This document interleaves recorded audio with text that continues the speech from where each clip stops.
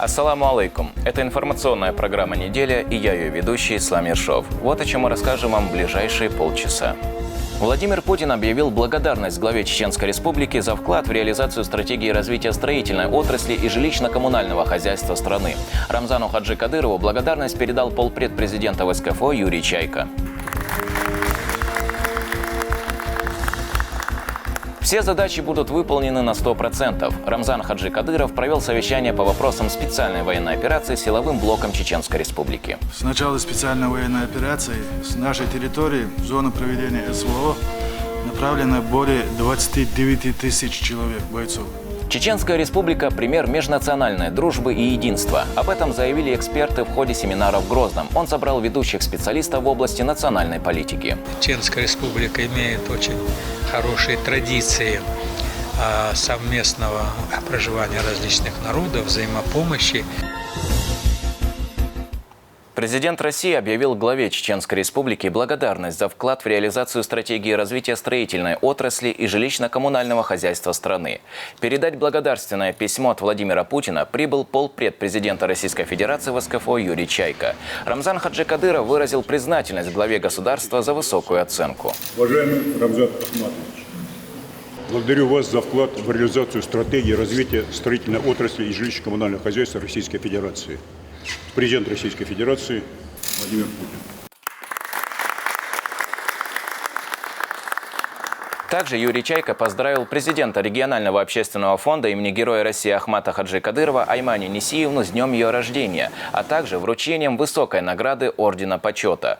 Полпред поблагодарил Аймани Несиевну за широкомасштабную благотворительную деятельность по всему миру, а также за помощь бойцам, участвующим в специальной военной операции. Основав в тяжелое время региональный общественный фонд, вы посвятили свою жизнь продолжению пути национального лидера Ахмата Хаджи Кадырова. Не зря чеченский народ называет вас матерью Отечества. Это высокое звание присвоено не указами и постановлениями. Это народная оценка вашей заботы о больных и нуждающихся не только Чеченской Республики, но и далеко за ее пределами. От всей души желаю вам крепкого здоровья, благополучия, мира и долгих лет жизни. Более 29 тысяч бойцов направлено в зону боевых действий Чеченской Республики за все время специальной военной операции. Об этом сообщил Магомед Даудов на совещании главы региона с руководителями силовых ведомств. Также обсудили ситуацию с материально-техническим обеспечением. Каждый боец максимально укомплектован и имеет высокую подготовку, отметили на встрече.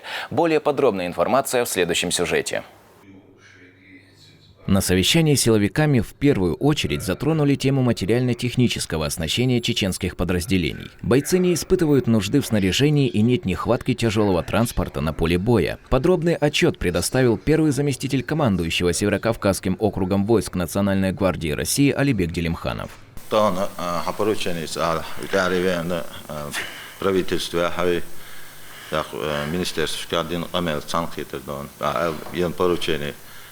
Чехалы по технике 3,4 миллиарда именно Ахмат-1, ОМОН Ахмат-1. По строительству тоже вопрос практически чехлялду, а сон доклад Майердона. Сегодня-завтра они тоже начнут из белых оплачивать. А их, конечно, поручение частично цацерши, а долгосрочно еще, так, окаболчан. Тялон пойдем хирдош война остров, тялон пойдем хирдош. А элдоли вопросы да мулаха на контроле ду, а им поручение вы чехли охотникам. С момента начала специальной военной операции из Чеченской Республики в зону боевых действий направились более 29 тысяч бойцов, из которых 13 тысяч – добровольцы. Об этом сообщил руководитель регионального штаба по проведению специальной военной операции Магомед Даудов.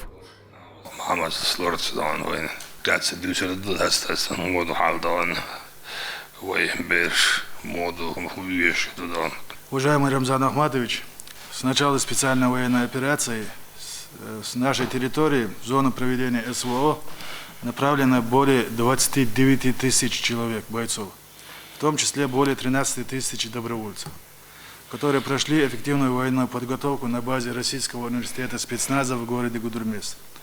В настоящее время в зоне проведения СВО находится 7 тысяч бойцов из республики.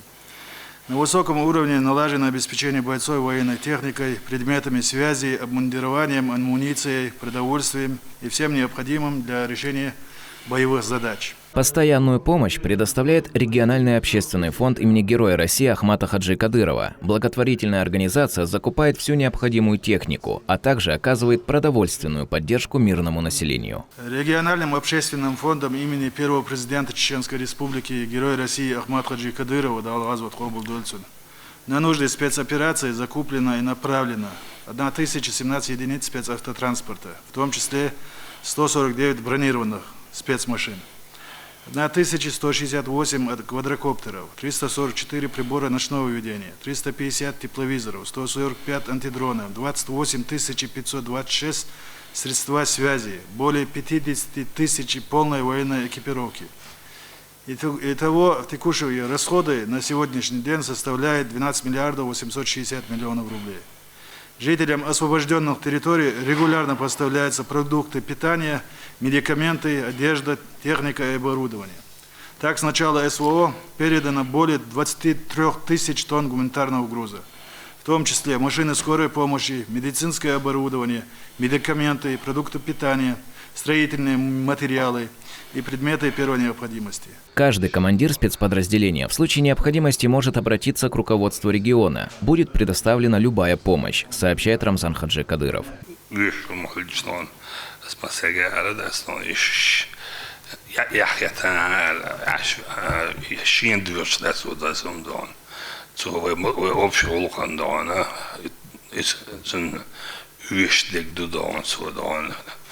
Bilgaldagstik dan, så det stäbbi. Mamma det de gjort dan, i torstal hal sin vislik dan. Här stod vistok. Balahan eller dan, bilgaldag det dan. Tak dan, bilgaldagstan tak. Oj. Ba. Diktator budan. Благодаря храбрости чеченских бойцов удается сдерживать врага и продвигаться вперед. Рамзан Хаджи Кадыров выразил уверенность в том, что Россия выйдет победителем в этой войне против нацизма. Ислам Ершов, Аслан Висхаев при содействии пресс-службы главы и правительства Чеченской Республики. Неделя. Благотворительная акция по поддержке семей с онкобольными детьми прошла в Грозном. В мероприятии участвовали 50 детей и их родители. Для маленьких пациентов организовали арт-терапевтические занятия. Мастер-класс провела художница Ася Чамаева. Дети с онкологическими заболеваниями попробовали себя в роли живописцев. Эти дети находятся постоянно где-то у себя в замкнутом круге. Когда проходят подобные мероприятия, они развиваются, они немножко отвлекаются от своих проблем. Потому что родители, связанные именно с этой проблемой, не всегда им приходится оказывать подобное внимание. Мы знаем, что когда окажемся в трудной ситуации, у нас есть опора, надежная опора в качестве благотворительного фонда «Даймок». Также для родителей провели специальный психологический тренинг. Участники акции поделились своими переживаниями и опытом. Мероприятие организовано благотворительной организацией «Даймок» при поддержке фонда президентских грантов. Акция прошла в рамках проекта «Маленькие онкобойцы».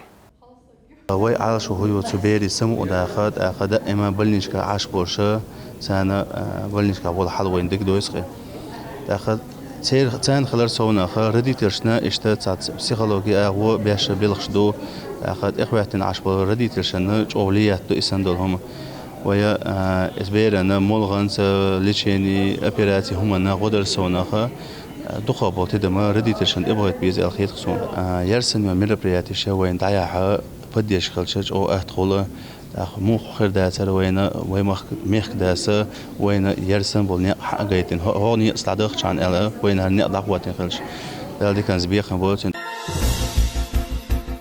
В Грозном прошел семинар на тему реализации государственной национальной политики в субъектах Российской Федерации. Его проводит Федеральное агентство по делам национальностей совместно с Московским государственным университетом имени Ломоносова и Министерством Чеченской Республики по национальной политике, внешним связям, печати и информации. Семинар проходил в ЧГПУ на протяжении 3 дней. Известные эксперты рассказали об особенностях национальной политики в России и сплочении народов в борьбе против общего врага. Слушателями стали сотрудники государственных учреждений, работа которых связана с тематикой семинара.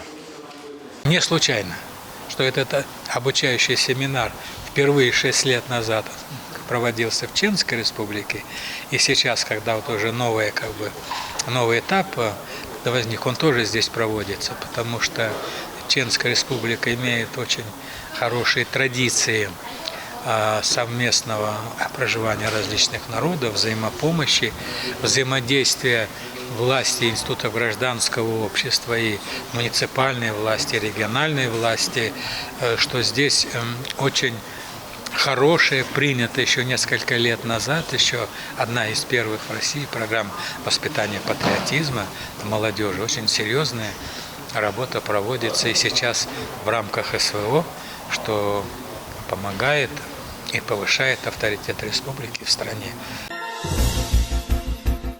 Тысячи чеченских школьников 1 сентября пойдут учиться в новые школы.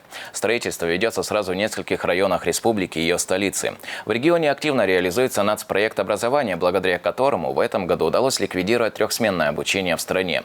Свои двери учащимся готова открыть школа на 720 мест в станице Первомайская. А в Байсангуровском районе Грозного возводится одна из самых больших школ в России. Репортаж Абдуллаха Батаева. Такой объект в республике возводят впервые. Школа рассчитана на 2500 человек. Она станет крупнейшей на всем юге страны и второй по величине во всей России. Строительство школы началось в апреле этого года. Сейчас рабочие завершили возведение цокольного помещения и приступили к монолитным работам на первом этаже. Строительство идет полным ходом. Рабочие трудятся в 2 смены. Объект состоит из 6 корпусов. Общая площадь территории составляет 4000 квадратных метров. Этажность 3 плюс цокольный этаж. Школа состоит из 6 корпусов. Первые 3 корпуса – это начальные классы, 4-й корпус – это административный блок, 6-й блок – это у нас средняя школа и 5-й блок – это уже старшие классы. Строительство школы планируется завершить уже в следующем году. Для жителей соседних многоквартирных домов это станет большим подарком.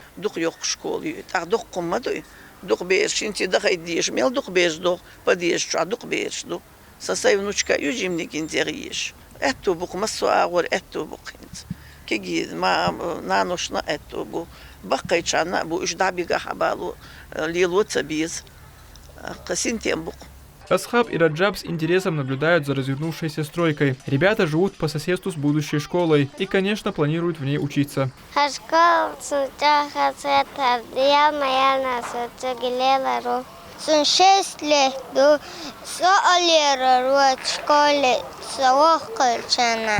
А это новая школа в станице Первомайская. Ее строительство завершилось, и уже 1 сентября она распахнет свои двери для учащихся.